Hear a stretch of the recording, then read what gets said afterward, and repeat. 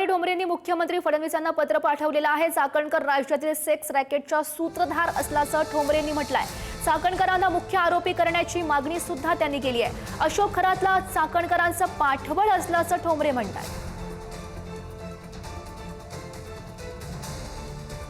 रुपाली ठोंबरे पाटील यांनीही अनेक आरोप केलेले आहेत। रुपाली ठोंबरेंनी मुख्यमंत्र्यांना पत्र सुद्धा पाठवलेलं आहे। अशोक खरातला चाकणकरांचं पाठबळ असल्याचं ठोंबरे म्हणतात।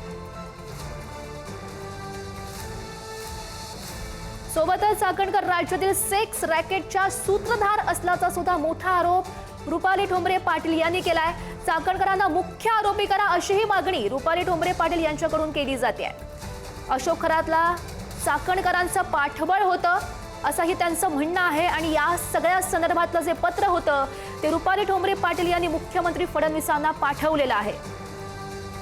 आता या पत्राची कशा प्रकारे दखल घेतली जाते हे बघणं सुद्धा महत्त्वाचं असेल, कारण रुपाली चाकणकर यांना खरं तर अशोक खरात हे प्रकरण चांगलंच भोवलेलं आहे।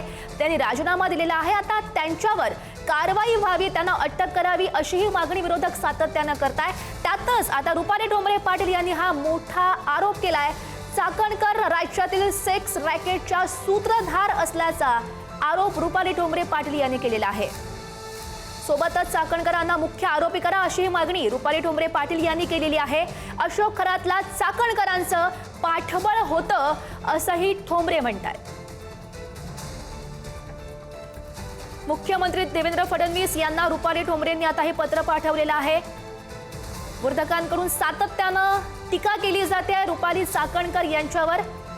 रुपाली चाकणकर यांनी महिला आयोग अध्यक्षपदाचा राजीनामा दिलेला आहे। यासोबतच त्यांच्यावर कारवाई करावी, त्यांना अटक करावी अशीही मागणी आता राजकीय वर्तुळातून केली जाते। त्यातच आता रुपाली ठोंबरे पाटील यांचा हा मोठा आरोप, सेक्स रॅकेटच्या रुपाली चाकणकर या सूत्रधार असल्याचं रुपाली ठोंबरे पाटील म्हणतात।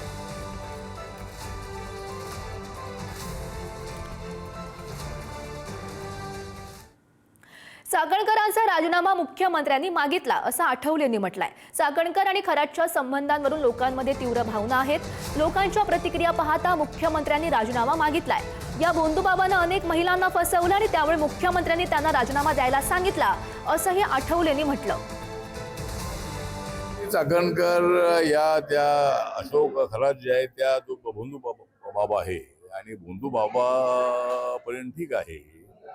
या भोंदू बाबांनी अनेक महिलांवर अत्याचार केलेले आहे आणि लोकांना फसवण्याचं काम केलेलं आहे। चाकणकरांचे त्यांच्याबरोबर ते त्यांना गौरव प्रमाणात होते आणि त्यामुळं त्यांना मुख्यमंत्र्यांनी सांगितलं की आपले फोटो त्या याच्याबरोबर बरेचसे आलेले आहेत आणि लोकांमध्ये वातावरण चांगलं नाही आपल्याबद्दल, त्यामुळं